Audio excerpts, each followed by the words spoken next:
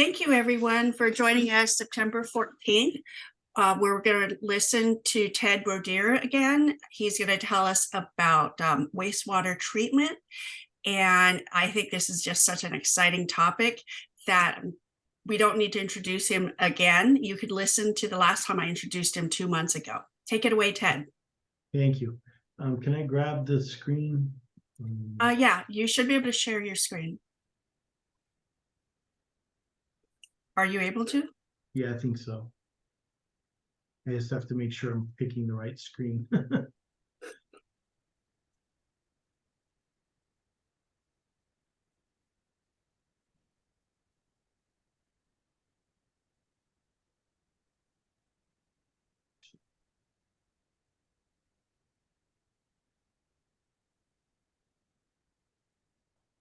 Change screens. Go to screen 2. That's better. You guys can see that, right? Yes. Okay, cool. So, as Grace said, I'm Ted Brodeur, LA County Sanitation District Supervising Engineer. I've been here for 34 years. Got another 2 probably before I retire, 34 and a half. I got another couple of years left before I'm going to move on to other things, but I'm passionate about wastewater. This is one of the best fields. I never thought when I was in the Navy that I would end up doing this for 34 years, but it's one of the few places where you can use your brains and give back to the community every single day. It's been a fantastic career for me. Let's see if I can do this. You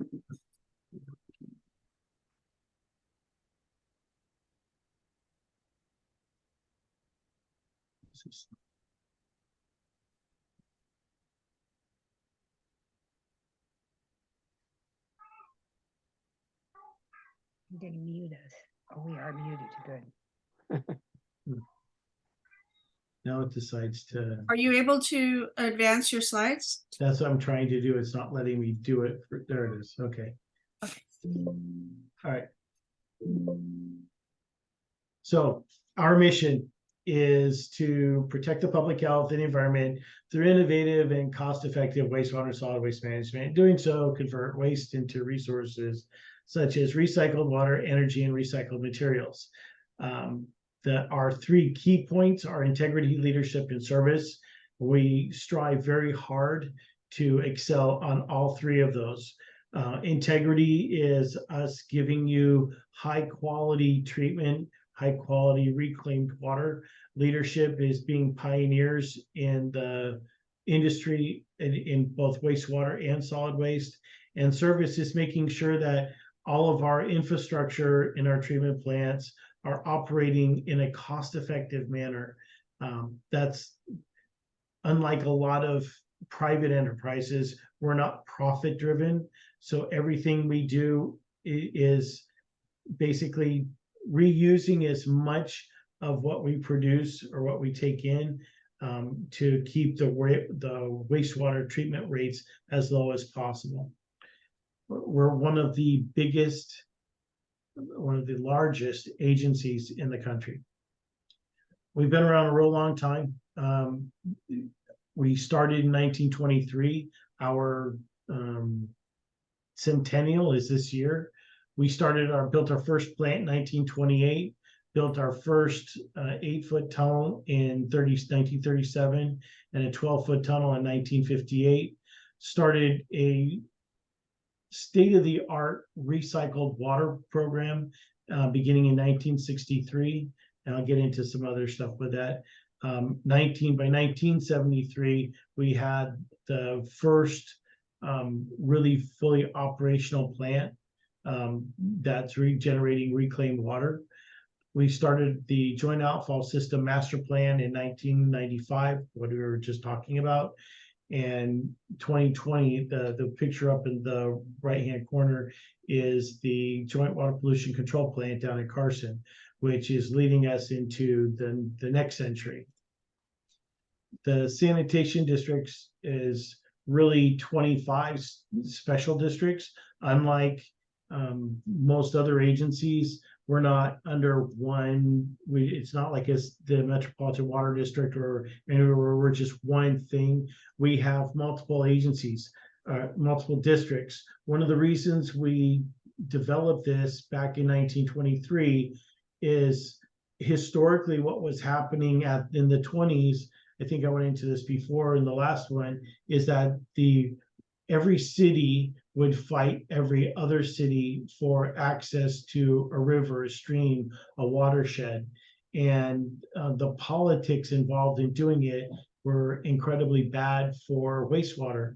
So what we decided to do is to set up individual districts that reached across cities or encompasses a lot of cities, and so that the watershed was contiguous to that specific district, or so the cities weren't fighting with each other. Every district had an opportunity to get to a river, a natural water course. And so that's what we set it up that way, so that we were never going to run into the same problems that the storm drain initiatives were having. We have 25. There are 11 treatment plants, one big one down in Carson, 10 other upstream plants. 4 of those plants are full tertiary plants with solid waste ability, solids processing capacities. The Joint Pollution Control Plant is not a tertiary plant. Currently, it's going to be, but currently it is not a tertiary plant. All the other plants are. They generate reclaimed water.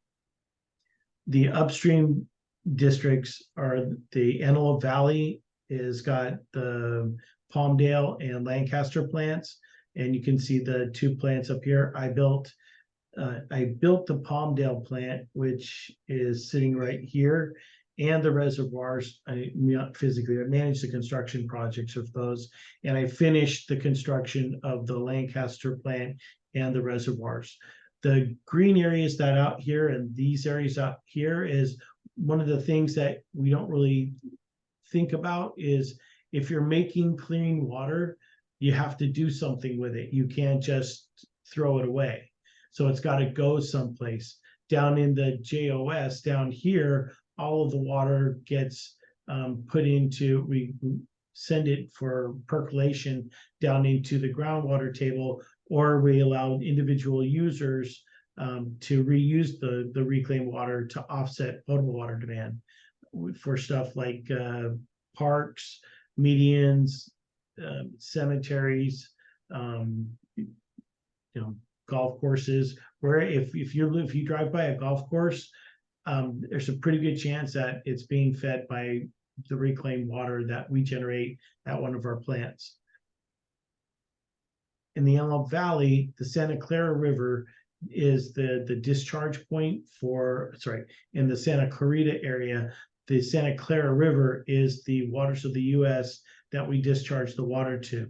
The background water for Santa Clarita has got a very high chloride content in it, and we're in the middle of doing an upgrade to reduce the chlorides even in the wastewater, to reduce the chlorides even further, so that the farmers that are using the water downstream from us don't have chloride contamination into the ground. If you don't know already, chlorides are really bad for plants. They basically, it's putting salt into the soil. If you put salt into the soil, plants don't like to grow. Imagine that. So we're doing our best to clean up the water as much as we can. And I'll get into why this is such a big problem for us when we go through the treatment systems. So our service area, we have 25 special districts. We serve 5.5 million people, 78 cities in unincorporated LA County, 850 square miles.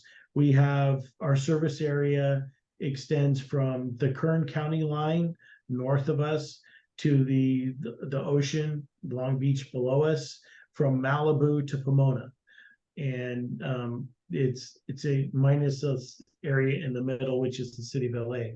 Everything that's in there, you're either on a system that's run by us or run by a local city or the LA County Department of Public Works, and it discharges into one of our trunk lines. We have over 1,400 miles of trunk sewers.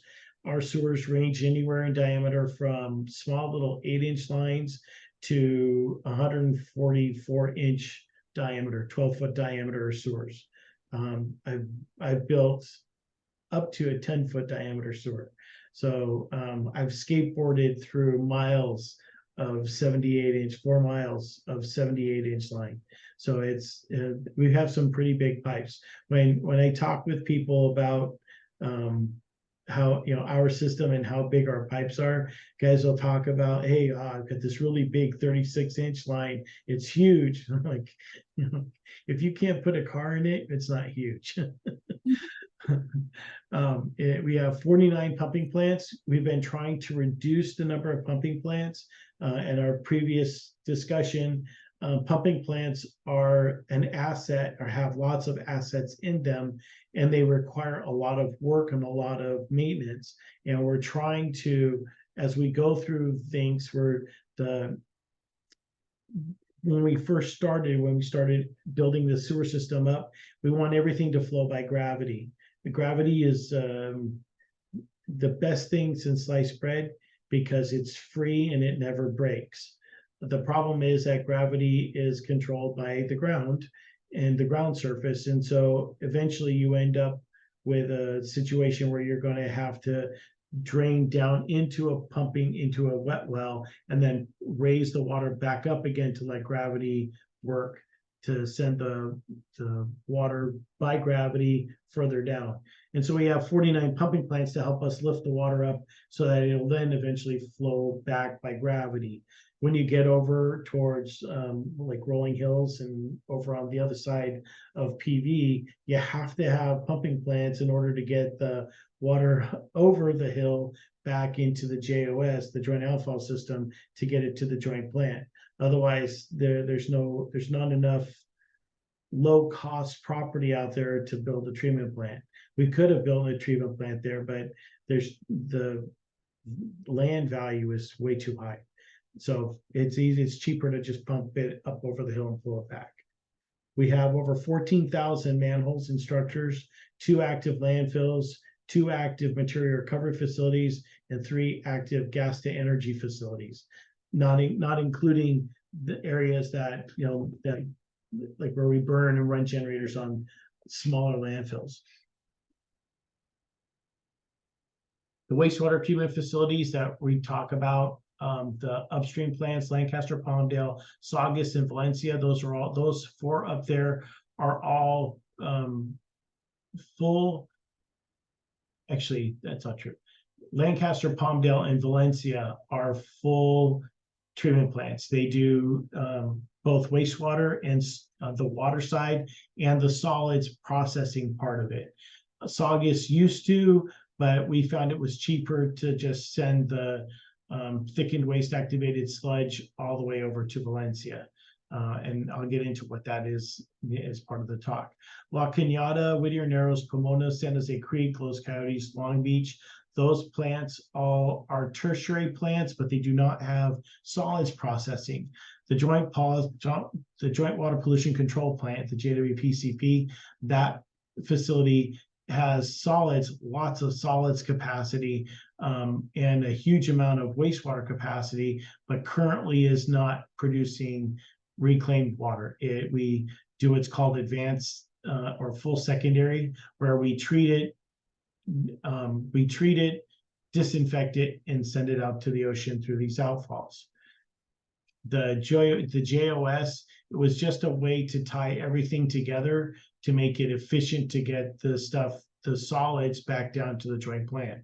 So we set these upstream plants in areas where we knew that there was a demand for reclaimed water.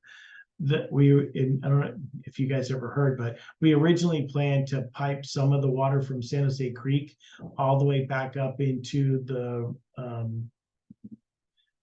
all the way back up to Azusa we were going to pump it that far all the way back up to Azusa, but I think it's the Miller Brewing plant that's up there was using the water from that watershed, and the negative advertising that would have happened scuttled those plants.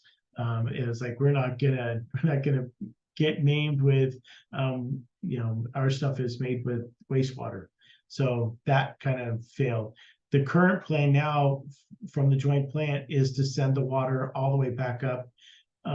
We're working in partnership with MWD to send the water back up the system and allow it to percolate back into the watershed at various locations north of the joint plant. So all the way up past Whittier and Arrows. This can be a major undertaking, but those of us that have been in the industry for the past 30 years have been saying, why not? Let's do this. So this the best expenditure of money you can imagine.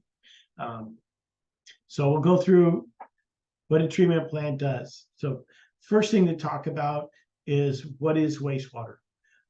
Wastewater starts inside a house, inside a facility, inside a factory. Anything inside of a building in LA County is going to be wastewater. If it starts outside of the house, if it's in a storm drain, a curb and gutter, if it's anywhere out there, that's going to be stormwater, which is treated separately. We have some facilities that we're building to try to capture that water. Once water hits the ocean, it's lost to us.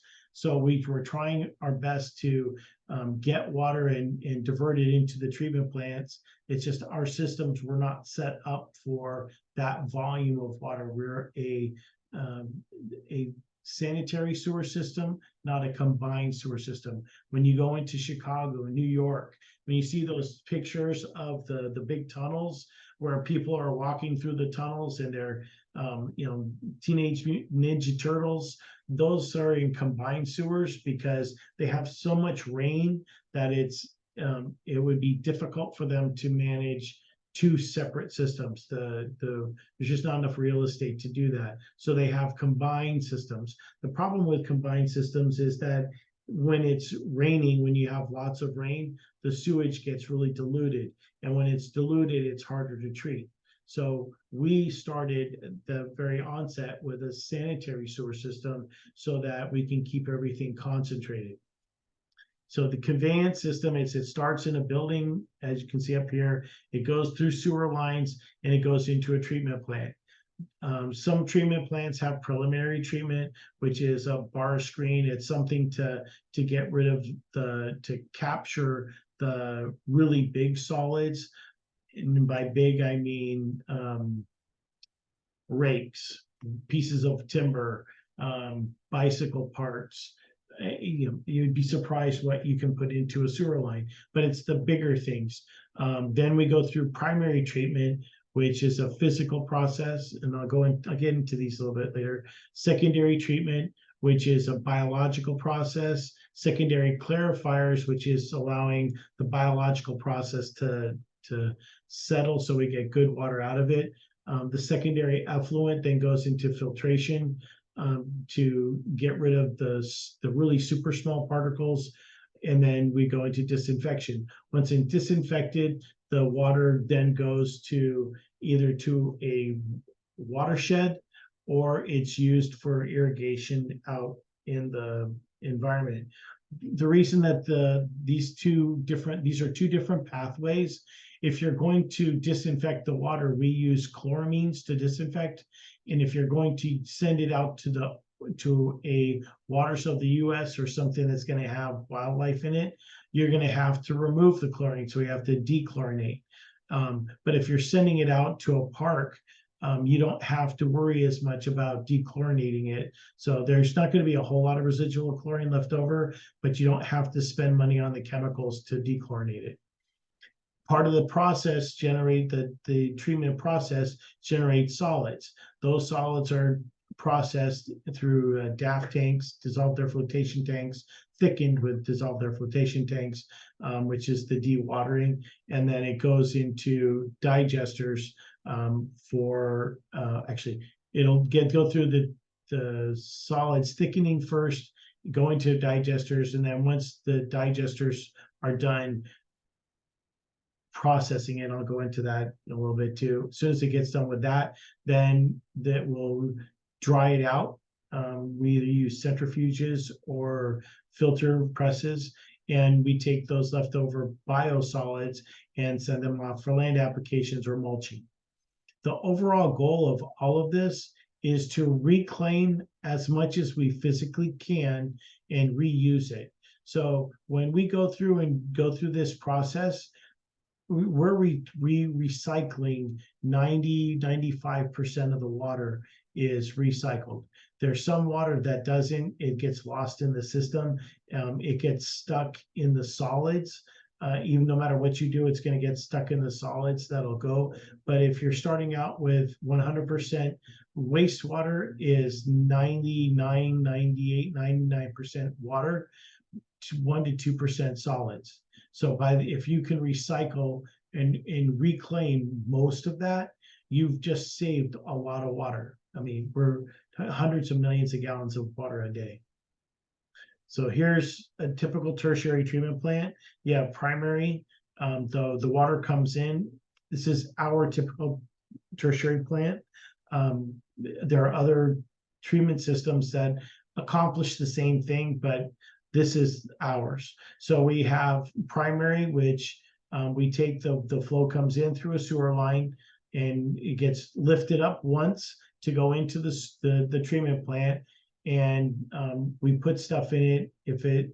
Depending on the quality of the wastewater, we might put ferric chloride in it to control the sulfides, or we might put a polymer into it to make it stick together to help settling. But it'll go from there into a primary tank. Now, flows going through a sewer line as they travel from your house to the treatment plant are speeding down the sewer line between 2 to 3 feet per second, which is, you can't stand in that. If that was over your ankles, you would fall on your butt because it would wash your feet right out from underneath you. That's how fast the water's going.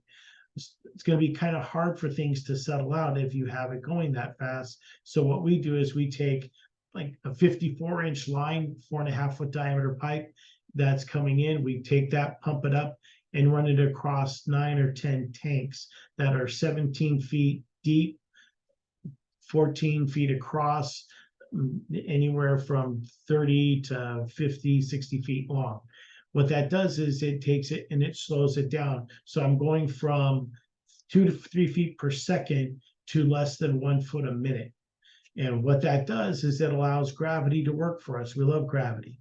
So if you're heavier than water, which is coffee grounds, eggshells, dirt, sand, grit, all the stuff that ends up into the sewer line that's heavier than water, it'll settle out.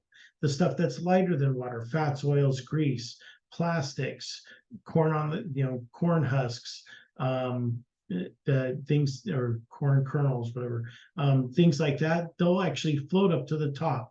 Plastics, feminine hygiene products, they all end up floating up to the top. And so what we do is we have chain and flights that will scoop the stuff from the bottom and pull it back down, and those become primary solid biosolids. And then the skimmings get collected as well, and they get mixed together with the primary effluent or the primary solids, and they get sent out. In our upstream plants, they go into a sewer line, then sending it down to the joint plant. In the plants up in Lancaster, Palmdale, and Valencia, they get mixed together and sent to a dissolved air flotation tank for processing a different way. So what's left over is called primary effluent. Now, if you think about what is it, actually should back up. The goal of wastewater treatment, there are 2 primary goals. The first goal is to remove food. We should go back up. But the first goal is to remove food. When you discharge wastewater into a river or stream, you're sending food out into a natural environment called a river or a lake. What happens is the food that goes out there, it's not food to us anymore, but it's food to bacteria. And bacteria will, they do what bacteria does. They will eat the food, multiply, and consume oxygen. And they consume a lot of oxygen as the algae, if you think like an algal bloom, it just changes the water quality to the point where fish can't live in it. They can't breathe, so they suffocate and die. Well, when they die, they become food too, and so you got even more bacteria. And eventually, the dissolved oxygen level in the water will deplete to the point where nothing lives. You'll have methane formers that'll live down on the bottom of the water, and everyone looks and you'll see the water, and it looks clear. It looks clear because there's nothing living in it. And what you're really seeing is, if you're looking down, you'll see brown. What you're seeing is the sand or the leftover material sitting on the bottom of the water. And it's the water will have, it'll either, depending on the bacteria that's left over, it'll either be slightly acidic or slightly basic, but it'll burn your skin. And you'll sit there and you'll rub your hands together and your hands will feel slippery. It's not slime. Well, actually, kind of it is slime. What it is your skin cells are dissolving as you're touching the water, and so it's not good. So our goal one, our mission one, is to remove the food. Mission two is disinfection. Even though the water may be clear, there's pathogenic bacteria in it, and so even if we clean it up, the bacteria, remove the food, there's still going to be pathogenic bacteria that are in our systems that would contaminate the water. So we want to kill those bacteria. So job one is, remove the food. Job two is disinfect. And so for years and years and years, that's all we did. We did primary and secondary, and we would just disinfect right after we sent it out. 1964 came around, and the Clean Water Act we started realizing that just cleaning up the water wasn't good enough.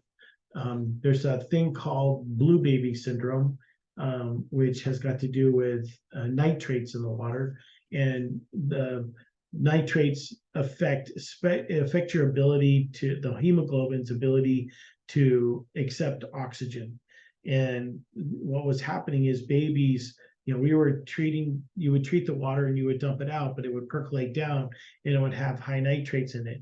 And so babies would be drinking their mother's milk or drinking water coming out of groundwater, and the nitrates in the water, the high nitrates in the water, were causing them to have blue lips, blue ears. So they were basically suffocating from the inside out because their hemoglobin just couldn't accept oxygen. They were being, it was being starved. So we figured out that it was the water, and we decided that we needed to do a better job of cleaning the wastewater. And so the processes keep getting upgraded to treat different contaminants and different to increase the quality of the water that's coming out. As we figure out what's a bad thing, we also figure out how to clean the bad thing or get rid of the bad thing. So, which gets me back into what we're doing. So the whole goal of the treatment plant process is to first remove the food, and second, to remove the pathogenic bacteria. So primary is just setting it up to make it easier to deal with the food. So in secondary, the districts uses, it's called a suspended media. It's activated sludge, which is a cocktail of 29 microorganisms that we use to eat the food. We put it in, and these bugs, we call them bugs because it's easier to call them that, but these bugs, that's what they do, is they eat, reproduce, eat, multiply, divide, and die. That's what they do. They have a life cycle, but they grow and grow and grow, and they're really, really super efficient at chewing up the food. Now, because we have a nitrogen problem, we want to get rid of ammonia and nitrogen in the water.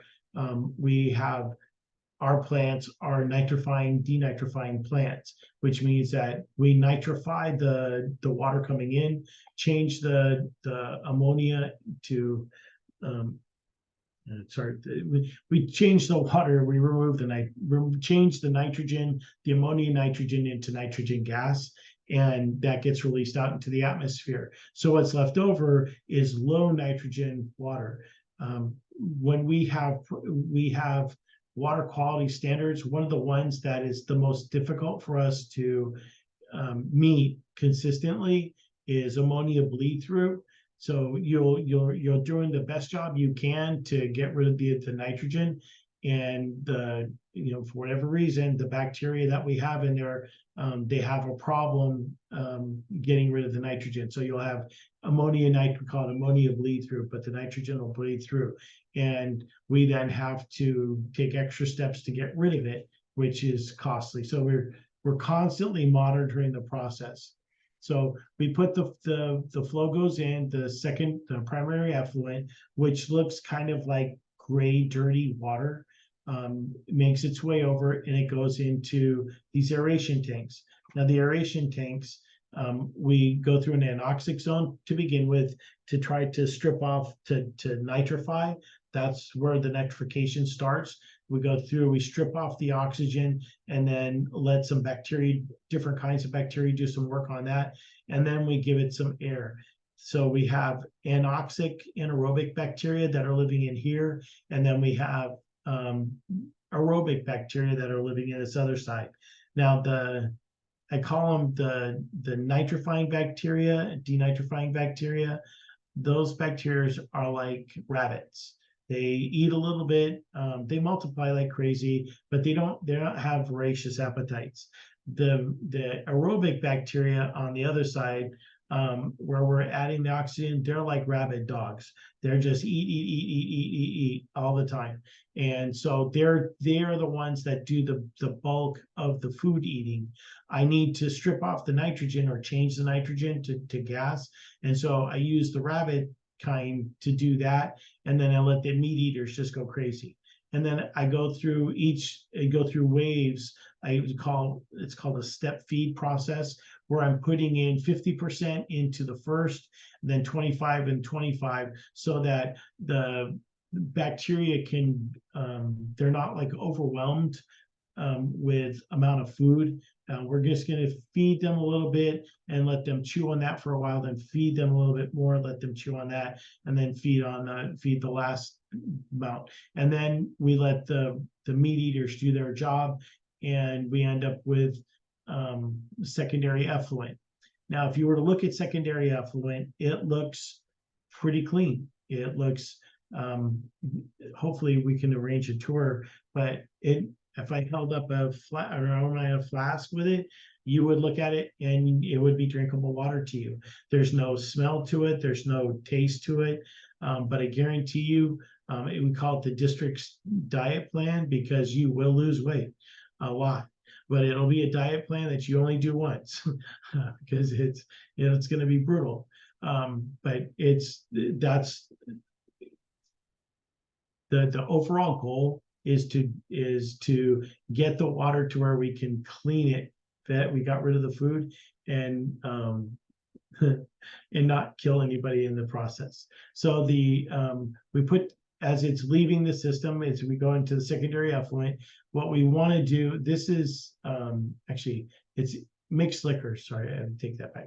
This is, at this point, it's mixed liquor. I'm getting ahead of myself. The mixed liquor looks like a chocolate shake, a really watery chocolate shake, because all the bacteria are all mixed in. So what we do is we add a cationic polymer, which is basically like sticky tape, and the organisms stick to it. They form colonies. Those colonies become a little bit heavier than water. So when it goes into the secondary clarifiers or final sedimentation tanks, those things settle out and they end up going down to the bottom. What's left over is the clean water that I was just talking about, that looks like you would be able to drink it. That would start the tertiary phase. So the activated sludge, at this point right here, it's activated sludge still, which all that means is that there are growing organisms in it. It's activated. There are still meat eaters, still a variety of bugs, to 29 different kinds of bugs. And so we take some of that. So the sludge goes and we return, most of it gets returned back into the system to start all over again, because the bugs are still there, they're still hungry, they're still going to eat. But because they've been multiplying and dividing and doing what they do and dying, we have to waste some of it. So you have waste activated sludge, which gets dumped back into the main sewer and then goes down to the joint plant. In the upstream plants, we will take that waste activated sludge and we'll run it into a different process to thicken it so that I can get even more water out of it before I send it over to the digesters. But that becomes a solids process. The water process continues. I dump some ammonia and chlorine together. It's called chloramines. We used to use straight chlorine gas, but after 9/11, it became clear that that was a dangerous thing to have. So we shifted to hypochlorite, which is basically really, really super strong bleach, 12%, 12.5% hypochlorite bleach. If you get it in your pants will, your blue jeans will become white jeans almost instantaneously. It oxidizes the color right out of them super fast. But we put that in to start the disinfection. We put just a little bit in at this point before we go into the filters, but we'll dump a lot when we go into the chlorine contact tanks. Now we use filters, gravity filters. Again, all of this is happening by gravity for the most part. A couple of the plants actually have pumps to move it, just on the way the plants were built. But the upstream plants, everything's done by gravity. And we like gravity filters. Now, gravity filters are like, if you, a good analogy would be if you took a tin can or aluminum can, cut the lid off the aluminum can and poke some holes in the bottom of it. If you filled it up with sand and then dumped scope or water or whatever into it with pieces of cereal, the water would make its way through the sand, but the cereal would get stuck up on the top. Well, that's what happens with our filters. Is we run the waste, the secondary effluent goes over into the top of the filters and basically percolates through it. All of these colonies that didn't settle out, because there are me, if you call them punk rockers, they just don't want to get with everybody else, so they just float along the surface and they'll make their way into the secondary effluent, but they get trapped in the sand filters. We use the anthracite coal in all of our filters, but they get trapped in those filters, and the water that's left over ends up coming out the bottom. Cleaner water comes out the bottom. It's still got microscopic bacteria in it. It's still a problem, but it would still be a health problem. You still couldn't drink it, but it's a lot cleaner. The reason we do that, the reason we run through filters, is colonies, even though it sounds like a colony. How big is a colony? These things are still microscopic. You can't see them, but because the colony has like a bunch of cells on the middle and then a bunch of other cells on the outside, the way disinfection works is it oxidizes the cell membrane on the bacteria. And with that, so it's a term called lysing, which means that it splits it open. It's going to sound gross, but it's this what happens. The cell wall gets cut and all the guts spill out. Well, once the guts spill out, it's no longer a living organism, it's dead, and those pieces just float along. Now everyone's like, oh my gosh, I'm drinking dead bacteria. Oh, this is just terrible. I never even thought about it. Well, that's in every glass of water you drink, unless you're running it through reverse osmosis. Every glass of water you drink has got something dead in it. If you've ever been to a river, lake, or stream and you've had some water, you've been drinking dead bacteria. That's a fact of life. If you lick your hand, you're drinking dead bacteria. So that's just the way it is. So, but the reason that we want to do the filters is that if the chlorine doesn't get to the guy on the inside of that colony, then he never dies. And we want to make sure that we're going to get the chlorine to every single, we have like a 99% kill rate that we're looking for. You never get 100%, so we're getting as close as we possibly can. One bacteria does not make you sick. Like even with COVID, it was taking hundreds of thousands of those viral particles to get you sick. There are only a couple of kinds of organisms where it's just one is going to get you sick. You'll get infected. Giardia is one of those. All it takes is one Giardia cyst, which is the size of a red blood cell, and you're going to test positive for Giardia. So at the end of this, we put chloramines, we dose it with chloramines, and we used to use sulfur dioxide, but we found that sulfur dioxide again is expensive, and so we use sodium bisulfite now to do the dechlorination. We're hesitant to use dechlorination. Most of our sites, because the demand for reclaimed water is so high, and we have 700, actually closer to 900 sites now that are demanding the reclaimed water. When you're going to use the reclaimed water but not percolate it down into the groundwater, or put it into a river, the need for dechlorination kind of goes away. So we only dechlorinate now when we're going to discharge to a river or a stream. So in Valencia, we're constantly dechlorinating.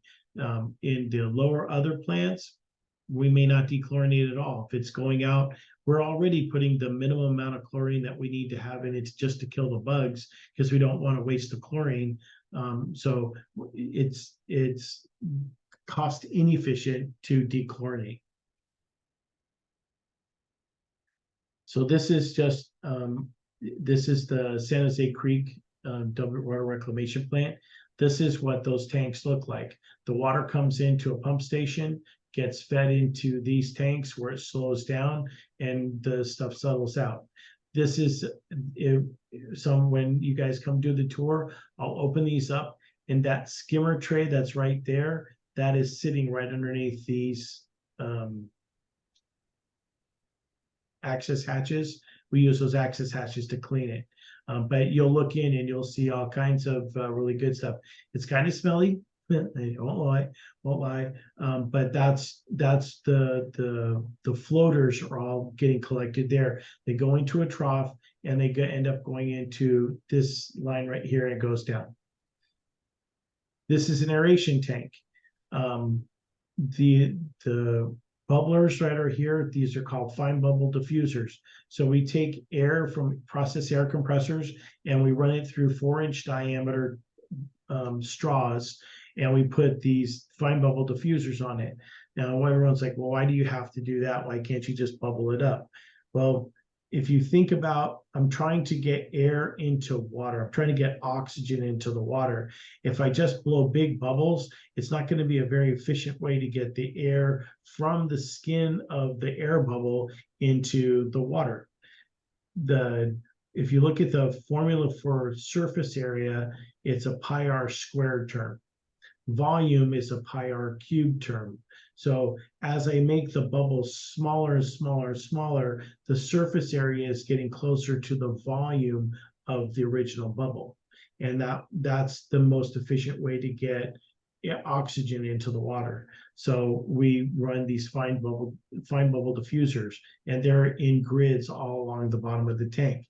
Now, if you look, if you look on this side right here, the water's not all churning. This is where we're starving it of oxygen so that the microbes, the denitrifying bacteria do their job to turn the ammonia nitrogen into nitrogen gas. And then it off gases as nitrogen, which is an inert gas. That's not a problem. It comes through here and starts the process. Again, we give it more oxygen, which lets the bugs eat it like crazy.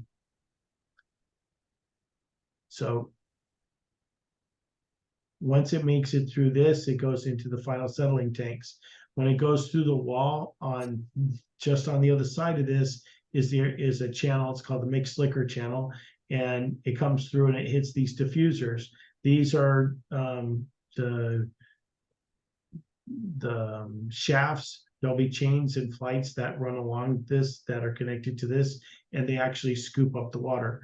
This is called a vortex skimmer. What happens is the floaters that didn't want to get around with everybody, we try to scrape them off the top, and they'll be collected here and sent back to the front of the system, because the bacteria are still good, they're still hungry, so let them go back and eat some more. So this is that's a flight. The chains, you can't see them because they're underwater, but these things are traveling back this way towards us.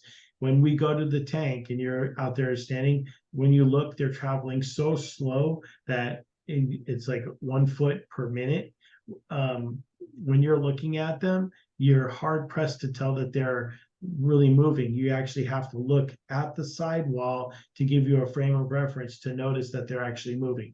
But what they do is these flights, they skim along the top of the water, collect the floating colonies, and move them over to that vortex skimmer. Once they hit the top, they'll cycle back down and gently nudge the settled sludge towards the end. At this point right here, these are called launders, and they run over these triangular weirs, and this is secondary effluent that's going over to the filters. Underneath here, 17 feet down, it goes another 17 feet to a hopper that collects the activated sludge to then send it back. It splits, and you'll waste some of it, and most of it goes back to the front of the tank. Back up here to be reintroduced into the tank to feed, actually to the aeration tanks. It'll be back up here. It gets reintroduced to the head of that tank to start the whole process all over again. So if you have a mix of 29 different organisms, do some of them out compete, out replicate the others so that you have to constantly adjust? Yes. So what we do is we manage. What happens is that they're constantly shifting, because you're starving one group of oxygen. The meat eaters, they're not in there long enough to die, but they just don't reproduce as fast. And then when you change the environment and you get them over into an oxygen heavy environment, then they outproduce the denitrifying bacteria. Does that make sense? Yeah. So you constantly have to inoculate them with what you need for that cycle, part of the cycle, right? No, it's the way the bugs, they naturally go through this process. And so the denitrifying bacteria, they stay constant throughout because they have enough oxygen to do what they need to do. They're called facultative bacteria. They can grab the oxygen either from oxygen that's in the water or oxygen on a NOx, and nitrogen trioxide molecule. So they can pull that oxygen atom from either source. So when it's in heavily oxygenated water, they're just fine. They're doing fine. But the other bacteria, the more aerobic bacteria, they can overpopulate at that point because they've got all the food they want. They've got pizza, and they're just devouring pizza like crazy. So they're like rabid animals. They're like rabid dogs. They just chew and eat. And so they multiply a lot faster than the denitrifying bacteria. Then you put them back into a oxygen starved area, and they basically fall asleep or start to die off. And but it's not long enough. They're not in that area long enough for it to kill them. It doesn't wipe out the population. You're just slowing them down drastically, and then they get to the next area and they keep going again. It's like, oh, whew, breathe. Okay, now I can eat. If that makes sense. It's like you're holding your breath and you're not eating as much. while the other ones are, using they get to eat because they don't have the same restrictions. Does that make sense? Yeah, okay. Ruth has a question. Okay, Ruth. Unmute yourself, Ruth. Well, while Ruth is talking, oh, Okay, there When you you go. want to get rid of the nitrogen, you get the nitrogen gas. I just wondered how that would affect the atmosphere. Nitrogen, 71% of the atmosphere, right? So it's an inert gas. Nitrogen doesn't do anything to us. Nitrogen's, ubiquitous. It's everywhere. isn't nitrogen like 79%? Sorry, 79%. Yes. Yeah. Sorry. The other thing is that when we're taught always not to mix ammonia and chlorine because it makes chlorine gas, but that's what you're doing in one step. Yes, so it's trace amounts of ammonia to a large amount of chlorine. And the reason we do that is I'll get into this there, but we're making what's called chloramines. So if you just use chlorine, straight chlorine, you make these things called trihalomethanes, bromates, disinfection byproducts. And these disinfection byproducts can cause cancer. There are a lot of things in wastewater that you're always chasing. You're always trying to do the best you can and still be effective. If you see that there are different methods of disinfecting, ozone, UV, using ultraviolet light to disinfect. All of those, the ozone and the UV, are very good processes from a small facility type standpoint. They're incredibly the ozone is incredibly energy. Actually, ozone and UV are both incredibly energy taxing systems. It takes a lot of power to run those. And so you're trading water quality, potential carcinogens or potential, impacts to the water quality versus, greenhouse gases and everything else that you need to generate the electricity to get it, right? So you're always in this balance. And that's true even for small plants. When you get into bigger plants, it gets more and more difficult because I can test for chlorine and we have all kinds of metrics already made that already developed that show us how, if I put this amount of chlorine in the water, it's going to be this much by the end of it. Ozone is not it doesn't mix as freely because it's a gas. It doesn't mix as freely. And the UV, the problem with UV is that the light bulbs they're not always as efficient as you expect them to be. So there's a green slime layer that gets on the surface of the glass that you got to clean. They're labor intensive. We're using those now up in Santa Clarita to help get away from the chlorides.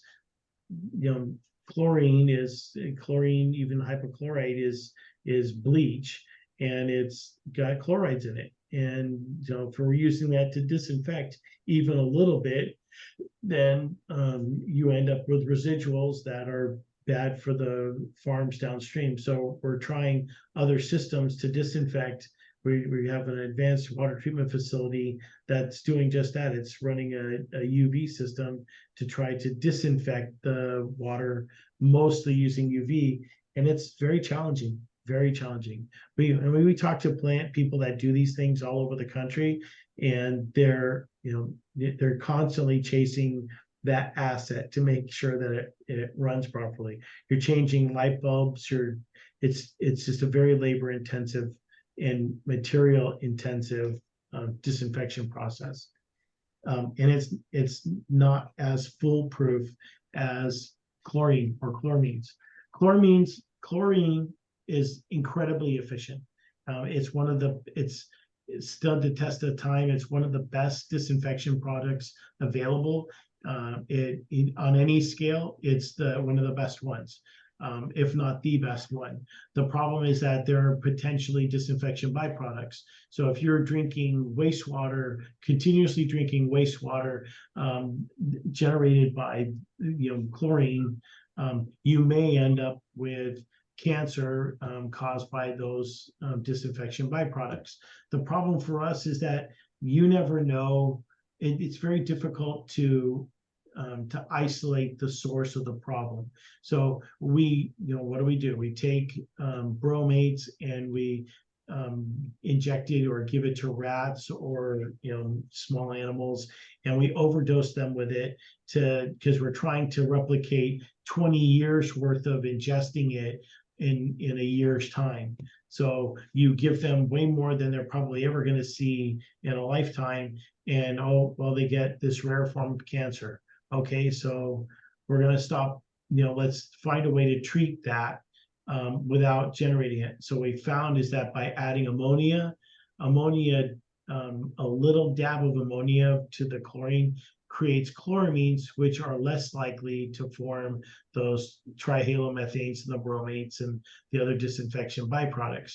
It's not as good as straight chlorine, but it's good enough. And so we and other agencies across the country, across the world, have done all kinds of testing, and we figured out what the new dosage needs to be if you're just going to do chloramines. And so that's what we do. The downside is that there are people that are highly allergic to chloramines. San Francisco uses chloramines to treat their water, to disinfect their water. And because it's the potable water that's going to your house, they have to leave residual chlorine in long enough to keep killing the bacteria. So and you guys know this, when you drink water, sometimes you'll get a chlorine kind of taste to it from the tap. That's residual chlorine. It's there to kill the bacteria that might be living in the pipes if you didn't have it. And that's sitting stagnant in a pipe someplace. So you have to have residual chlorine. Well, some of the people in San Francisco found out that they're allergic to chloramines because they went in to take a shower after the city changed over to chloramines, and their skin was on fire. Literally, you're taking a shower and you're burning. And it's like, what is wrong? And you're thinking that you're trying to wash off whatever soap you just put on, and you're burning even more. And it's like Greek fire. The more you add, the worse it gets. And those people end up having to take showers with bottled water, or they end up having to install reverse osmosis systems in their homes to get rid of the chlorine, to strip it completely out, because the chloramines are, they have an allergic reaction.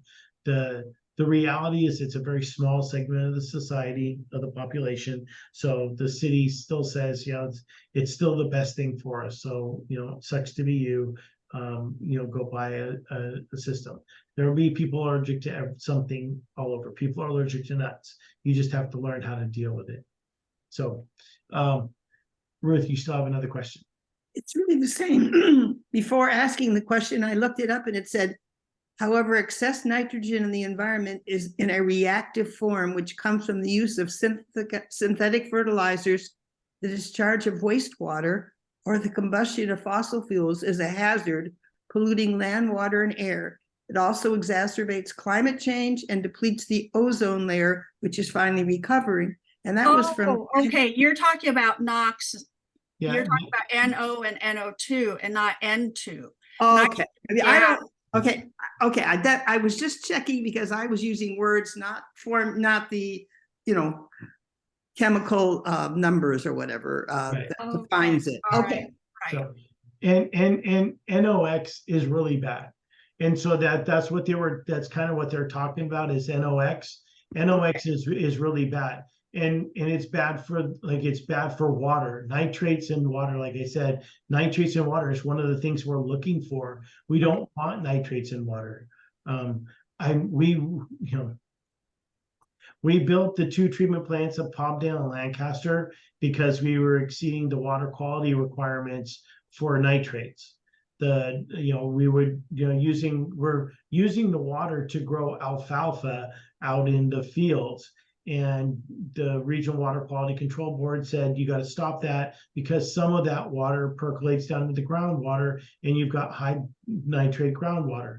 And we turned around and said, but the farmers are over there spraying fertilizer, which is high in nitrates. So because they're trying to grow. So how are you differentiating between them and us? And the Regional Water Quality Control Board said, I can't deal with farmers because they're exempt, but I can deal with you. So I'm going to make you make good water. So we built 2 advanced treatment plants, full tertiary treatment plants, to treat the water to a higher level than the water that's being generated by the farmers right next to us. So the politics of water, but it's the right thing to do. It's more expensive, but it's still the right thing to do. If we end up diluting the nitrates down to a better level, then it's still good. So it's not a bad thing. It's just sometimes the logic is lacking. Anyway, we good? Can I keep going? Yes, please. Okay. So the final selling tanks, when I said that there's a hopper, that's the hopper that you're looking at right there. The solids or the activated sludge falls down into that and it's drawn off by gravity. We let gravity push that water. We open up a valve and the activated sludge moves right back up to the front of the plant. We take some of that and we open up a valve and we take some of it and waste it because there's so much bacteria growing of all different kinds. The 29 or just keep growing and growing and growing. If we didn't waste some of it, we would have, this massive organism growing out of the tank. That's not true. What would end up happening is you would have not enough food and they would die off. So you're always trying to manage the proper concentration of bugs. And we do that by monitoring the amount of air that's in the various sections of the tank. And so we set it up, we get the system running, and then we watch the amount of air that's being consumed, the amount of oxygen that's being consumed. When the dissolved oxygen level drops precipitously, it means, generally it means that we've got an air supply problem.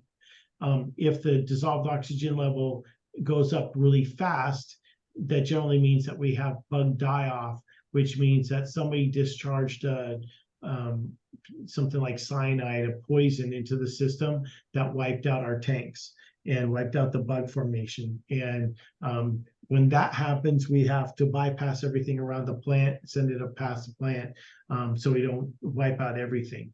By the time it gets down to the joint plant, it'll be diluted enough so that it won't be of an issue. And then we start looking upstream to go figure out who dumped something into the sewer line that killed our bugs. And we've got an industrial waste group that does that very well. I have stories about them too. So this is the sludge that goes over. So that this water that's here, that's secondary effluent, that's going to go to the filters. So the filters look like this. You go to the tertiary filters. So I got the gravity filters and they look like this. The water flows in through these troughs. I open up a valve and the water flows into the troughs and spills over the side. When it spills over the side, it comes and percolates down through the filter media and gets picked up by by the drain on the bottom and goes out. When the filter gets dirty, because it's got all those bacteria that are growing up, what ends up happening is the water coming in exceeds the rate of the water leaving, and so the water level starts to climb. And once it hits a certain level, we go through backwash. And I'll blow air through here and water through this and mix it up. I open up another valve. The water then pours back into here and leaves and goes back to the front of the plant cleaned up. That's dirty water, but it's cleaning the filter. And this is what a mixed media filter looks like. It's not really super representative because this layer right here is actually 7 feet thick. So there's a lot of media in here, but it does a really good job. we use in a mixed media filter, each one of these has got these different materials has a different specific gravity. And we use those properties because once I start blowing air and water through here to hydrate it, to float it, to suspend the different materials, the heavier, the higher the specific gravity, the faster it's going to settle out. So once I turn off the cleaning, the backwashing, all of this stuff settles back down basically into the same identical layers. There's a little crossover, bleed through that happens right at the boundaries between the two layers, or the three layers. This is sand.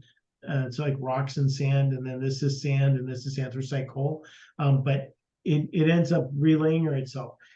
If you have a Brita water filter at home, if you have just any like normal water filter that you're putting at your house, you think about how often you're supposed to change that. You change it every month or two. You're changing it for the amount of water that you're putting through. If you were to keep that kind of process, that cleaning process, I would be, each one of these filters is seeing anywhere between. So if I use the San Jose Creek plant, there are 14 filters. So each one of them is seeing in excess of 10 million or 9 million gallons a day. That's what's going through. If I were to clean those at the same frequency you clean your one at your house, I'd be changing them every 5 or 6 minutes. So there's just no way to keep up.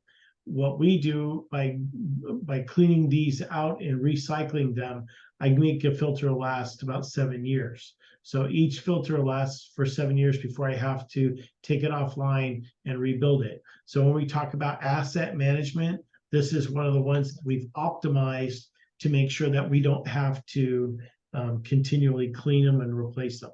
Grace, you had a question. What's the difference between anthracite coal and activated charcoal? Anthracite coal, so activated charcoal has got a very porous surface to it. We call it activated because it's been baked, right? And it's got all these little micro pores in it. And each one of those pores increases the surface area of the grain, for lack of a better word. And so the difference, activated carbon, you're trying to get the material to stick to the carbon, not leave. Anthracite coal, what we want to do is we want to get something fine enough so that the edges will capture and block the colonies, the big colonies, from making their way through, but small enough that it'll allow everything else to go through. I don't want to trap all of the particles. The anthracite coal, if I were to use activated carbon, I wouldn't be able to clean it. The way you clean activated carbon is you re-kiln it. There's no way to make the particles disassociate from those little small micropores. So you're stuck with it. The only way that you clean it is bake it again. Whereas anthracite coal, I can continue to regenerate these things for 7 years. We go through backwash cycles at least once a day. And so I'll be able to clean this once a day for 7 years. And before it just gets too gunky, for lack of a better word, you get different deposits that get on it as you're cleaning it. And it just reduces the effectiveness of the anthracite. You'll get chunks that won't allow water to go through anymore because they bond together. So you'll just get to a point where it's like, okay, it's time to regenerate, redo this whole thing. And so we'll take that anthracite coal, we bag it up, send it back. A company processes it and sends it back to us. And so we're not wasting a resource. We're reusing that resource, just costs us a little bit more money. But again, it's still way cheaper than trying to do a regular filter. Does that make sense? Yeah. So you're just basically unclogging it by blowing air through. Yep. That's all we're doing. We blow air, we agitate it with air because the air is going to float the particles up to the surface, and then we push water in and just change the direction. And the water forces the particles to separate and fluidize the bed So we call it, you're fluidizing the bed. The stuff floats up, and you, as you're watching these things, you'll look into the filter, and the filter, you'll see the bottom of the filter, and it looks brown, and you're like, wow, that's clean. And then they clean it, and you can't see anything because it's black, and you're like, wow, that daughter's, that's dirty. It's like, it's not. The water's clean. The filter's clean. It's so black it doesn't return any light, and so it's just absorbing all of the light. And so it looks dirty, but it's actually clean.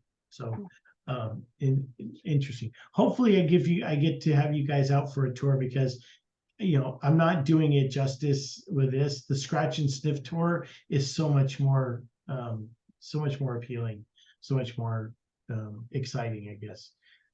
At least for me, I'm a wastewater guy. So this is what I was talking about. So these are those troughs. The water that's down here is about ready to go through a backwash cycle.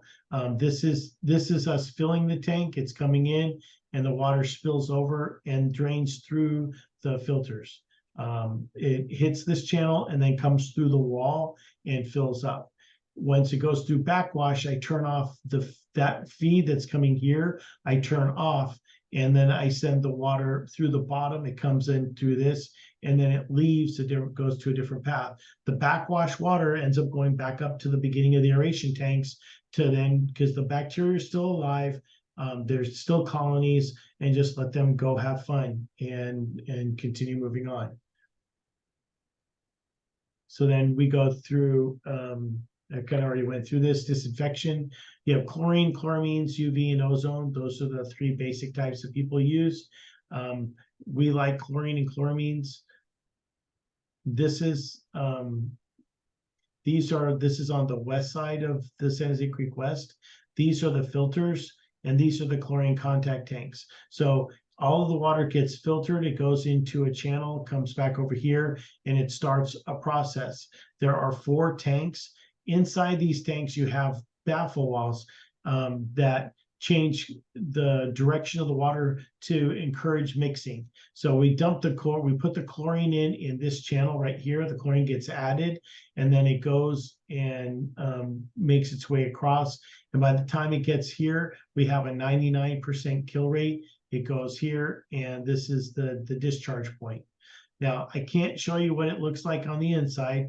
The chlorine contact tanks are covered, and everyone asks, oh, is that to keep the ducks out or the birds out? It's like, no. Chlorine is photoreactive, so if you had the tanks uncovered, the UV light would deactivate the chlorine, and you wouldn't have chlorine contact. So you would have to over chlorinate just to make sure you got things done. If you think about it, when you buy chlorine bleach in a bottle, that bottle's never clear. It's always a white or a brown bottle. It's a solid plastic. The reason for that is because chlorine is photoreactive. UV will deactivate it. So that's where that goes. This is what UV looks like. You can see that there are these tubes, then you're running the water through the tubes to get it to the other side. As I said, the problem with UV is that those tubes, the algae will grow on the surface of them, and you won't get the amount of radiation that you need through them. So the ones that we have up in Santa Clarita right now that we just started to test drive those, and I think we have one of these over in Saugus. The labor involved, we're cycling these things out every day, every other day, and you have to take them apart, clean them, put them back in. It's just very labor intensive for a diminishing return. Ozone is a gas, so you're pumping the ozone gas O3 into the water, and it does the same thing that UV does, that chlorine does, is it oxidizes the cell wall. But in order to make that work, you have to ozonate down here. The water comes in and then cycles its way through, and it's constantly passing through the bubbles. The problem is that you have to go through so many of these because there are short circuits that happen, and the microbes can make their way around, and it's very difficult to do this. What we found is at the end, you're going to have to chlorinate anyway, just not as much. So everybody chlorinates, everybody puts chlorine into the back of the system. They just don't put a whole lot in. It's not like what you're doing for regular chlorine. And so what you end up with is water that looks like this. It's when I do my tours, I used to, don't do it anymore, but I used to drink the water to show you that it's clean. We call it Rec 2 water, Recreation 2. You can play in it, you can swim in it. I literally used to take a glass of it and drink it. It's kind of got a little salty taste to it, but it's not bad. If I was hard pressed, I could drink that stuff all day. The problem is that it's got no residual chlorine in it. And so when you're out at a golf course or a park, we were having kids that would look at it and say, hey, I can go drink that at the park. And it's like, no. Purple pipe water is not good water. It was good when I made it, but I don't know what's happened between here and the park that you're doing it. That water could have bacteria and it could have all kinds of things in it. So don't drink the reclaimed water in the park because I can't tell you what's in it. But when if you look, this is a purple pipe. That purple pipe, that's our color. That's a universal color. Purple pipe is reclaimed water. So if you see reclaimed water, you'll know it came from a wastewater treatment plant someplace, but it's probably not great to drink, or you can't assume that it's okay to drink. People frequently ask why we don't run purple pipe water to buildings so that we can have, if you've got a toilet, why not just have the toilet in urinals fed by purple pipe water? The problem is the infrastructure to get the water there isn't there. And even if it is there, there's a huge risk in cross-contamination. We had a site up in Palmdale, actually. Palmdale went and decided to take our reclaimed water and bring it over to into a park because there was the cold snap that hit Houston completely decimated the PVC pipe production. And so they couldn't get purple pipe. So they decided to go with green pipe, which is the normal color for water. And they put that in instead. But their thought was, we'll just put this reclaimed water tape over the top of it so that anybody digging the pipe up would see the tape and know that it was reclaimed water. Well, the contractor dug up the wrong pipe, drug up that pipe, made a connection to it, and tapped it into a new apartment complex. And people started getting sick. And it's like, well, what's going on? How is this happening? And turns out that the contractor made a mistake, connected to the wrong water line. Simple. He saw green, thought green was good, and went. Did you not see the tape? What tape? And so that's the risk that you have if you're going to be running dual systems and start using different, the same color pipe. It would be a huge risk for very limited gain. We're far better off taking that reclaimed water. So even if I do this and I'm using the water to irrigate, golf courses and median strips, the effect is still the same. When I push the water out, the water that's not used by the plants percolates down into the groundwater table. So even though I am spraying it, I'm putting it out there, I'm displacing the need for potable water, and whatever water's left over percolates back down into the groundwater. So it's a win-win. It's the best reuse of the water. We have industrial sites that we use that use reclaimed water because they don't need potable water. If you're running a chroming facility, you don't need potable water. You just need water good enough to dilute the chroming so you can run your chrome plant, or to wash down your tanks with that water. You don't need clean water or perfect water. Frequently, if you do need that level of water, you're running your own DO or RO system anyway. So the water you're getting, I'm giving it to you 15% cheaper than potable water. You're going to use that all day. Whenever I have a plant shutdown, I have one tomorrow night. When we do plant shutdowns for maintenance, the users are yelling at us for, why are you holding back on my water? You need to be giving me more water. It's not fair. It's like, well, I do have to make my plants work. So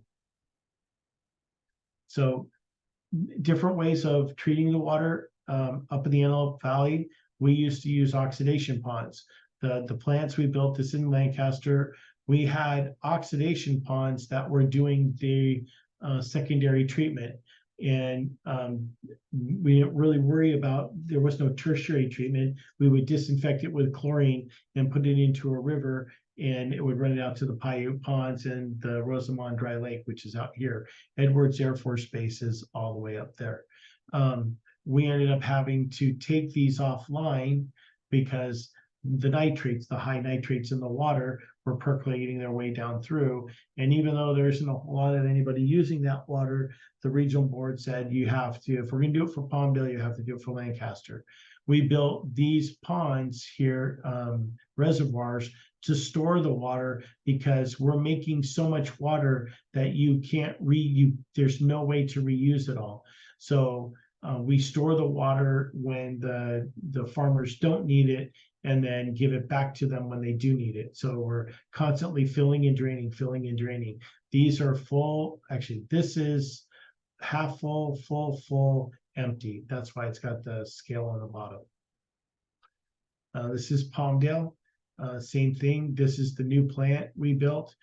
These oxidation ponds got retired, taken out of service.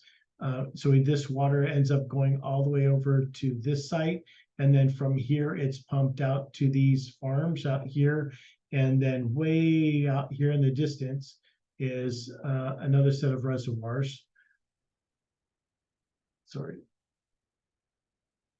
I'll show you those in a little bit. So we went through that part. So let's go through the solids processing. So the dissolved air flotation is how we deal with the waste activated sludge. We pump the waste activated sludge, comes in, and we run, we compress air into water so that you end up with these little tiny microfine bubbles, and then you release that water into the bottom of the tank. What ends up happening is as the water decompresses, the bubbles get bigger and it'll float. As it floats, it grabs the solids and pulls them up to the top.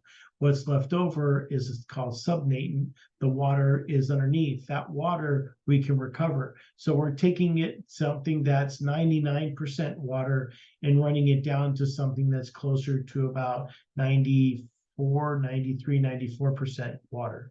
And everyone's like, oh my gosh, that's a lot of water. So think about pudding, chocolate pudding. If you think about percent solids versus the amount of milk or water that you put into it,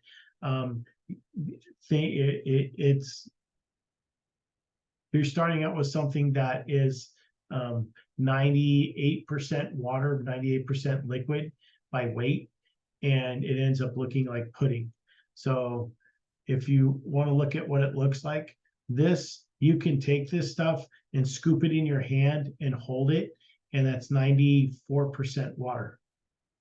It's not dribbling through your hand. It's not draining out. It's like mud, and that's what we're trying to get. We're trying to reclaim as much water as we can. A side note, and I was in a lawsuit, and I brought some attorneys up to this plant to talk to them about what we do and how we do it. And I was talking to an attorney, and I told her, it's like, this stuff, like when you hold it in your hand, it's got like the consistency of chocolate mousse. And so she was up there and she looked in and she goes, I'm never going to be able to have chocolate mousse again, Ted. Thank you so much. You've just ruined chocolate mousse for me for forever. So this is thickened waste activated sludge. That's what that stands for, TWAS. And that'll go into a digester. The digesters generally get a mixture of TWAS and primary sludge. We put all those things to get mixed together and then sent into the digester. The best digesters are the City of LA's digesters. They have these egg-shaped digesters.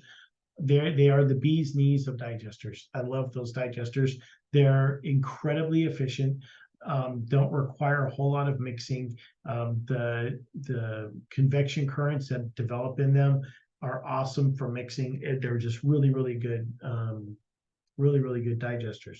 Not ours. Ours are still good, but they're not as good as the City of LA's. Ours are circular tanks with a conical bottom to them, and the whole idea is that you're taking all of that by that huge biomass that has got a lot of nutrients in it, a lot of carbon in it still, but it's not the bacteria that we grow are not really efficient at breaking it down. So if you think of stuff like, that's a good one. A good example would be like a corn husk, like a corn kernel. The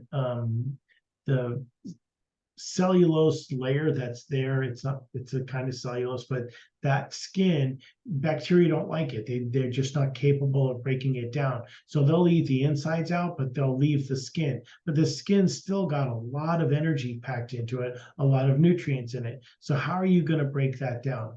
So we found that anaerobic bacteria, methane formers, do a very, very good job at doing that. You just got to get them in an environment that does not have oxygen at all, no oxygen, completely anaerobic, and at a right temperature. And we found that there are thermophilic, which are, it's like 104, 105 degree water. They like 104, 105 degree Fahrenheit water, or mesophilic, which is like gut temperature, 96, 97 degree bacteria that do an incredibly good job of breaking down the food. And the reason we do that is that you really can't get rid of the biomass. It would have to go to a landfill. But if you think about all the nutrients and everything that's left in that, if you're going to send it to a landfill just like that, you're wasting all of those resources. The nutrients, we didn't use them. We didn't use them all. That's why they're still there. Why not just turn that back into fertilizer or mulch and compost it and turn it into that and then reuse it? So additionally, by making it a methane, using the methane formers to digest the sludge, we get the water, we'll get the water back out of it, but we get methane. And that methane I can then burn in a boiler and turn into a steam turbine and generate power, which is what we do at the joint plant and the other facilities that use it. We turn that energy, the chemical energy, into power. And if you look at our treatment plants, the two single biggest costs for running a treatment plant, first is power, because you have to pump in oxygen and run compressors, and so the power requirements for running the pumps is super high. And then the other one is chemicals, all the chemicals we have to add. I can't do much about the chemicals because I don't make my own chemicals, but I can make my own power. And I'm reusing a waste product, generating power, which feeds the plant. And I make enough power doing it that I can power my plants, all of my plants, and still have energy left over to put back into the grid. So that's how we run ours. City of LA is very similar. Orange County Sand is very similar. They generate enough power that it's cost effective to do it. Well, at Hyperion, you can ride your bicycle. I ride my bicycle past Hyperion, and you could see the egg-shaped digesters. And the excess methane that they don't use, they actually mix it into the jet fuel that the Chevron plant makes. And so they're able to, that's how United Airlines is able to say that they're like trying to be a net carbon neutral airline, because they're putting biomethane into their jet fuel and getting the 19 CO2 credits for that. We're not close enough to an airport. Carson's pretty far away. So, yeah, but it's interesting to see the greenwash happening as I'm biking by. Yeah, it's whenever I go to LAX, I'll drop my wife off and and I get to drive home. I intentionally go down to the beach so I can go look at the egg-shaped digesters because I think they're cool. But I'm a geeky engineer, so that's probably Well, why. I bike by it every week when I bike over to the El Segundo Farmers Market, because then I get to bike by the digesters. Sorry. So when I was talking about digesters, how they're made, this is what when I built the Palmdale plant, we took pictures, we flew drones and took pictures. And this is a picture of the digester being built. So to give you an idea of scale, that's a compressor that's a little bit shorter than me. I'm almost 6 foot, but that's a little bit shorter than me. So that's how far down. From here, it goes down another 37 feet to the bottom of the cone on the inside. So this is, I think, 105 feet across. So the whole thing's 105 feet across by, let's say, 111 feet deep. So it's a pretty massive thing. But when you pull up on it and you see it, this is all you're going to see now. These are all the pipelines and everything to get the gas out of it. So to put the sludge in and get the gas out. So it's not very intuitive how big these things are. When you go and look at a treatment plant and you walk a treatment plant, there's a whole world underneath the treatment plant. The galleries are 25 feet down, 2.5 stories down. But you don't see that from the surface. You just see these nice, cool tanks that are right there, right? It's a whole different experience. So this is the joint plant down in Carson. This is the Harbor Freeway. I believe that's Sepulveda right there. This should be Figueroa. Or no, this is Sepulveda. That's Figueroa. I think, yeah. Sepulveda and Figueroa. The joint plant's different. The joint plant runs a pure oxygen system.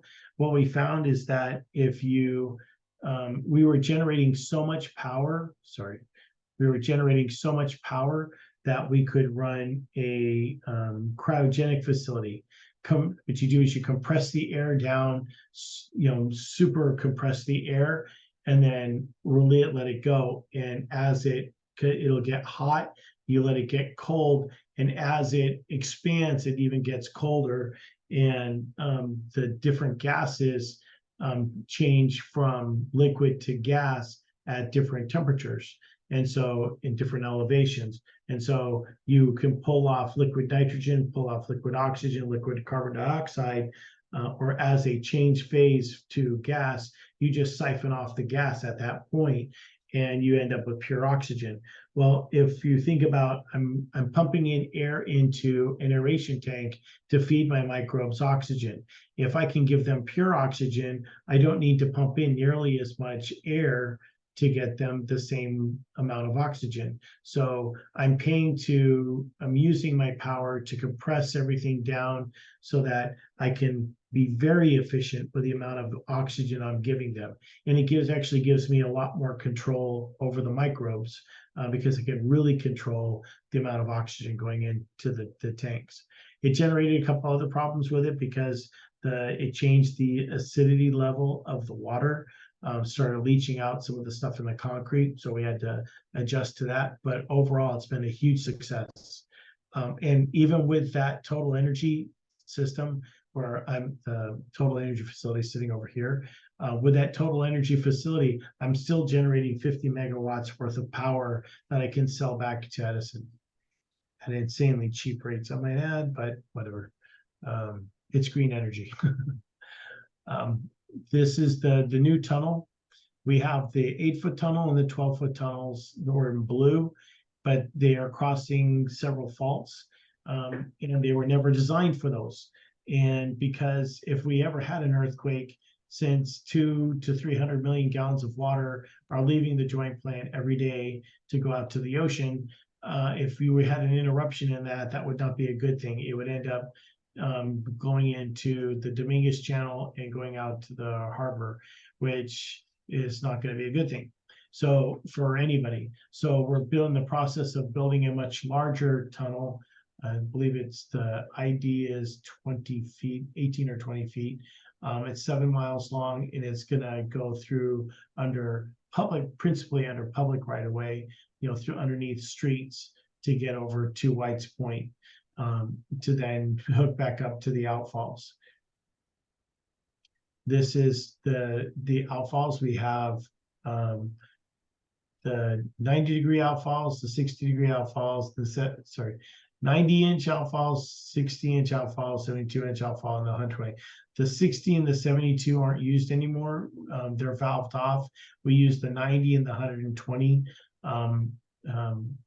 universally, but the primarily because it can get the treated secondary effluent farther out, so it dumps over the edge.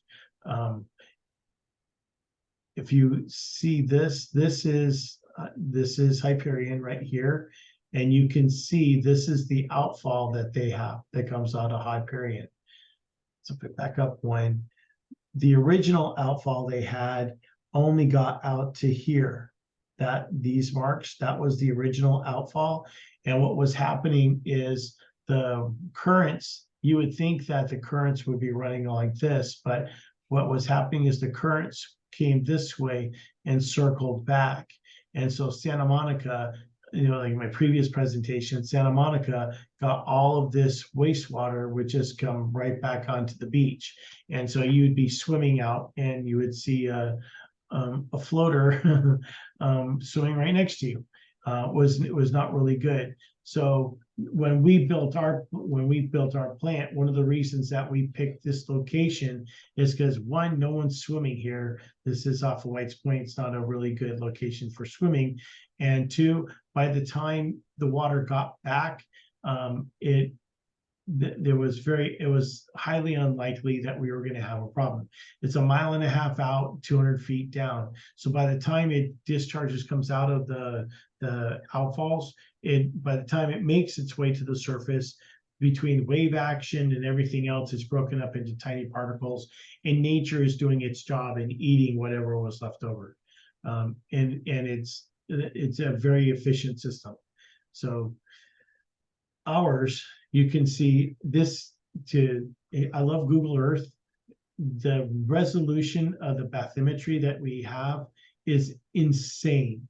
So if you think about it, this is 120 foot or 120 inch outfall. This is 120 inch pipe, 10-foot diameter pipe. You can see that the resolution that you get is you're seeing something that's 10 feet wide, 200 feet down. That is some pretty incredible resolution. Sorry. So the water that comes out is, it's fresh-ish. It's a little bit salty, but it's fresher than seawater. So is it less dense? Like you were saying that it goes off of the shelf, but it sounds like it's less dense and it floats up to the top. It did, well, it is, originally it was denser because when we first started it, it was, when we picked it, we were doing it was called advanced primary. We were mixing primary and secondary and sending it out. So we had a lot of solids. And so the solids would fall out and settle down on the bottom. Since we're down in the South Bay area, we got a lot of less than good water from Monsanto, from different chemical facilities. And so we had a lot of DDT, a lot of bad chemicals that got discharged into the sewer system long before the Clean Water Act made it illegal. And so for decades, we were dumping DDT contaminated effluent out on the ocean floor. It was killing a lot of, it's back before anybody did benthic studies or anything. So we were killing a lot of microbes, a lot of flora and fauna that are sitting down on the bottom of the ocean. Just didn't know about it because nobody was really paying attention to it. And then we started looking at it and we found out that we were killing everything. And it's like, okay, we've got this layer of sludge that's sitting down on the bottom. Whatever floaters, like if you had, if you think about it, when you take a dump, use the colloquial term, sometimes your fecal matter floats up to the surface, sometimes it sinks, right? Depending on what you ate and what was in it. So some of the sludge would be heavier than water and it would settle. Some of it was already breaking down and it had a gaseous component to it, so it would float to the top. The water didn't float to the top, the solids did. And that's the issue. No one was really worried about the water floating to the top. It's the solids. By the time, as soon as you start mixing the water in, you're not putting enough water in to create a plume effect, if you would. The density isn't that much different. Seawater and freshwater, seawater is more dense, but not substantially more dense. It's not like you're going to the Great Salt Lake where you can just sit and float in the water, right? It's you're still going to Only a 4% difference, right? right. Yeah, but by the time you dilute that, it's a nothing, right? Because that's the whole point of the diffusers is I've got ports all the way down, all along this piece that's coming this way. It's when it turns the corner, those are all diffuser points. And so you've got these 1 foot diameter holes that are letting water shoot out. That's what's happening. And so you end up with this blended mix that's sitting here. What we found is that the solids that we were generating went over and coated the bottom. And we were in a fight with Heal the Bay, because Heal the Bay wanted us to go to full secondary, which was going to eliminate those solids going out. And we were concerned that for years, once we got Monsanto to clean up their stuff or stop discharging the stuff, our effluent, even the solids in the effluent, were neutral now. They were still there, but they weren't going to kill anything. But what they were doing is they were creating a blanket over the top of the contaminated soil layer. And we didn't want to interrupt that. And we were really concerned that if we went to just clear straight water, to full secondary, which basically looks like just water. If we went to full secondary, we may end up eroding that protective layer off. And once you do that, you're not undoing it. You're 200 feet down. There's no way, it's like having a no pee zone in a swimming pool. It's just going to go. The currents are going to take it and will kill a lot. And so what one of our programs is we routinely send divers and ROVs down to go look at the outfall and to do benthic studies, to look at the aquatic life that's down there. And we found that everything is doing amazingly well. From the 60s to now, you couldn't believe how much it's grown back. So you're basically encapsulating the stuff that was put out like in the 60s and early 70s before we realized it was the 50s, 60s, and 70s. After World War II, there were so many advances in chemicals. Unfortunately, wars force us to, need is the mother of invention, right? And so we start getting creative, but stop thinking about what the impacts are going to be because we got to win the war. And that's what happened in the 40s and the 50s is we started, making all these great chemicals, these great plastics to get things, to build better, tanks, planes, everything else. And it was really bad. I've got pictures of, there's a plant, the Del Amo,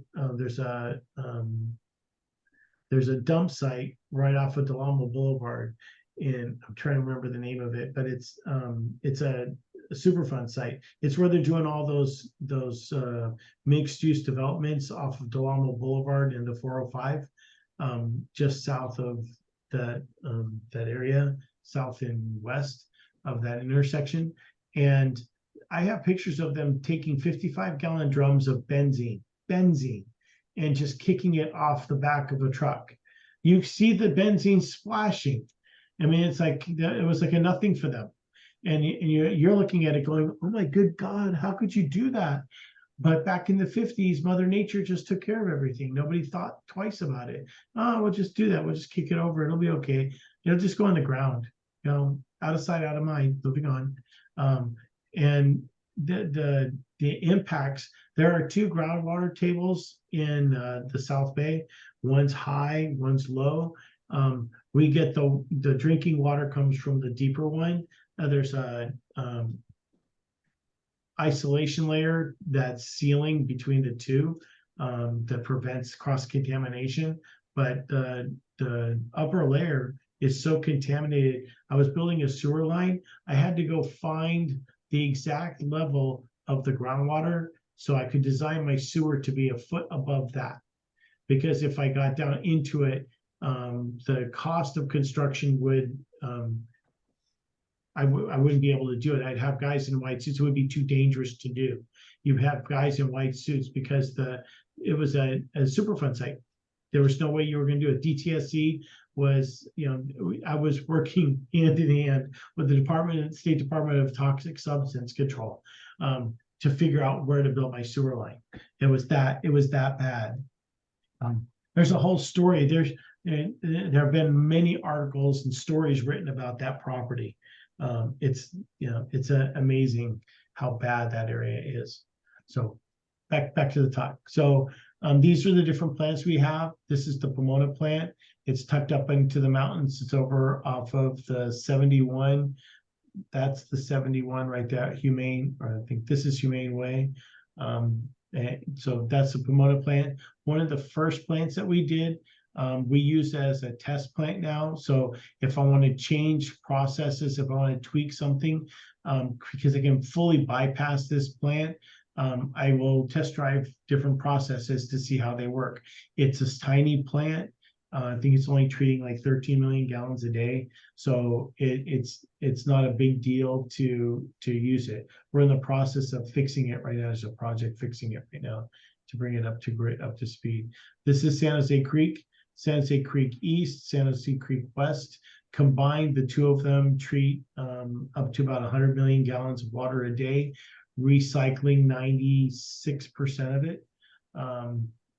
It goes back out to this golf course right here, out to the landfill. We use the reclaimed water to irrigate the landfill.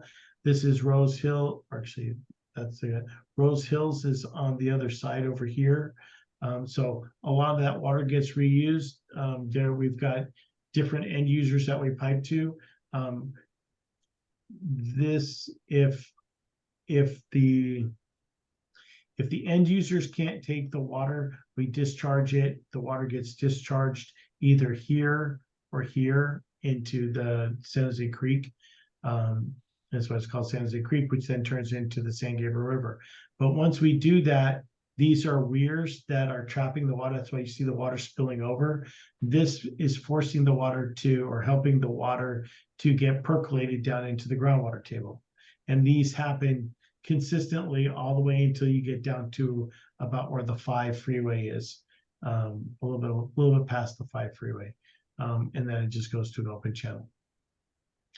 This is Palmdale when we were building it. This is a flow equalization tank. That's that digester we were looking at. This gives you an idea of how much excavation work is done to get down to build the tanks. And this is what it looks like when it's done. It looks a whole lot nicer now. This is an aerial shot of it. Out over here, you can see this little kind of light-ish area. That's these reservoirs. When these are 1 mile long, 700 feet across, 22 feet deep. They were quite a challenge to build. When the shuttle pilots, when we had the shuttle program, the shuttle pilots, we would talk to them and they would say this is one of their benchmarks, that they knew they were in the right place when they could see the reservoirs. These are aligned with a high density polyethylene liner. to keep the water from percolating out. So it traps the water. Water gets pumped in and out through a pump station over here. This is when I was building it, we had a bubble that got formed. A low pressure system came over a couple of years at 2009, I think, and a low pressure system hit, and the pressure difference between the air underneath the liner and the air outside was the lowest it ever, the air pressure was the lowest it had been in like maybe 70 years. And it formed this bubble. To put this into perspective, this is how big that bubble is. So it's 26 feet tall, 250 feet across at the bottom. So Wait, that's the liner? That's a polyethylene liner? it stretched. So it formed a bubble. We ended up, so you see the color of this water, right? Nice and green. So this is a standpipe. I had to figure out how to vent this bubble. So I came up with, I took a floor drain from Home Depot, and I put a piece of plastic on it and climbed. I don't know if you can see it, but that's my mark from climbing up the side. I had to take a rope, and I put a rope on the other side and with a Home Depot bucket filled with rocks, and I looped it up over and then used that to climb my way up to the middle of it, cut a hole in it, put this standpipe into it so that I could release the air to get it go down. We were really worried that if this thing burst, then the water would get through and destroy the reservoir. In north of this is, let's see if you can see that. So if we were to lose this, it was in this tank. If we lost this, it would flood all of the properties to the north, and that would not be a good thing. So I had to find a way to go deflate the bubble, and that's what I did. Is we tried one here and it sealed itself too soon, so I had to actually climb on that was on the side of the bubble, so I ended up having to climb all the way up onto the top. And I did it by myself because if it went south, I didn't want any, or if I slipped and fell into the green water, I didn't want anybody having pictures of me covered in green slime. So I went and put it on. It was actually, people reminded me. What was it, like 960 millibars or something? Yeah, it was 19.2 millibars. I think it was 19 inches of 19 inches of mercury. 19 inches. Something like that. But it was, I think our normal up there was 20, almost 21, and we went down to 19 and change, and that's what did it. The air, the way these things were made is there are 3 cells. There's a bottom cell on the bottom here, and with a trench running down the middle, so you have 2 bottom ones and then a side one that runs along the side. See, Okay, so 29 inches of mercury is 982 millibars, and that's 30 millibars less than normal. Yeah. You're speaking to meteorologists. Okay. Yeah, it was, I would have to go back. It's been a long time. But that's really dramatic. Yeah, it was. I'm trying to see if I can find something. Like from a satellite, we can see the dome when a hurricane comes through and it's low pressure system. There's a dome of seawater underneath it. So you guys can still see this, right? As you can see, the liner is pretty inflated on all of the berms. I'm standing approximately 10 feet out on the berm, just standing on the balloon. You can see as I pan over, that's how far it is while the surface is inflated. So what happened with Hurricane Hillary? So what I did is I went through and built vents I came up with a vent design to vent this, because the problem is that the air was trapped underneath it. And so what we needed to do is to find a way to get the air pressure to normalize between the two surfaces. So I came up with after we fixed the bubble. So this is what I made to the standpipe to release the air pressure from the bubble.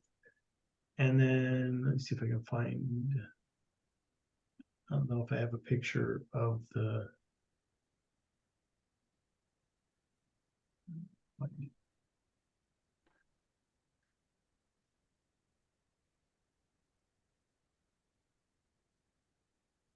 picture of the collapsed bubble. You just have to find out where it is.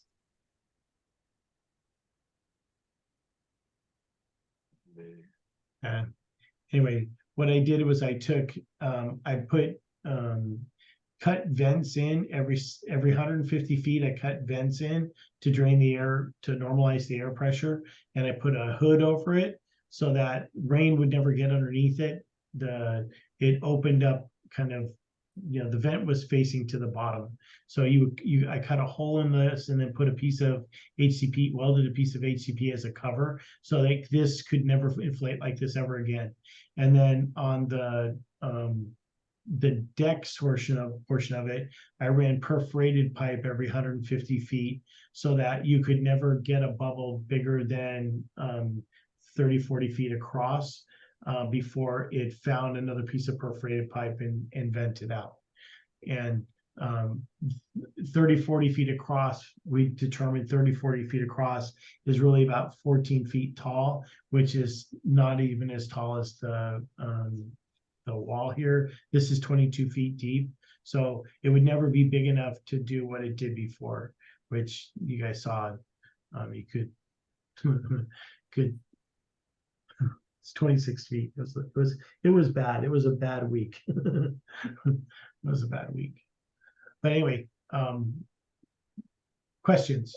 Really exciting that you have to do this problem solving on the fly. So what's interesting is, so I came up with that solution for how to do that stuff, right? And I had this student engineer working for me when I was coming up with the idea, and he was going to grad school, and he graduated, and he got a job working for a firm in Columbus, Ohio. And their pig farms used the same kind of liner concept, and they were having problems with methane build up underneath the liners, and they had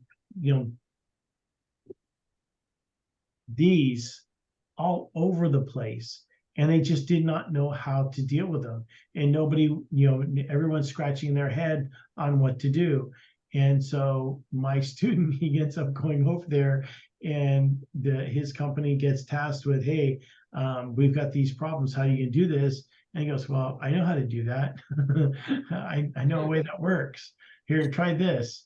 And so that engineering company patented the freaking idea, and it's making money off of my idea. So no good deed goes unpunished. So I hope they're capturing the methane. I hope they're capturing the methane. Actually, capturing the methane was the least of their concerns, because they are now, because by using my standpipe idea, they were actually able to vent it. But their bigger concern was an explosion, because if it went, it was going to go in a very bad way. And so once one bubble ruptured, if there was a spark source, which there always is in the pig farms, that would have been a really, really bad thing. It would have been like a fuel arrow explosion. It would have been a really, really bad thing. So it's good that my idea got used to solve another problem.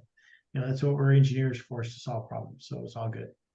So I was just lucky, and I look at it, I was lucky that I got to be involved in these things. All the projects, I know engineers that have been doing engineering for the same time I've been doing engineering.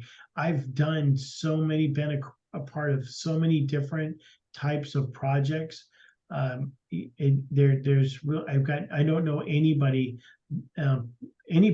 that's been involved in the variety of projects that I've been in.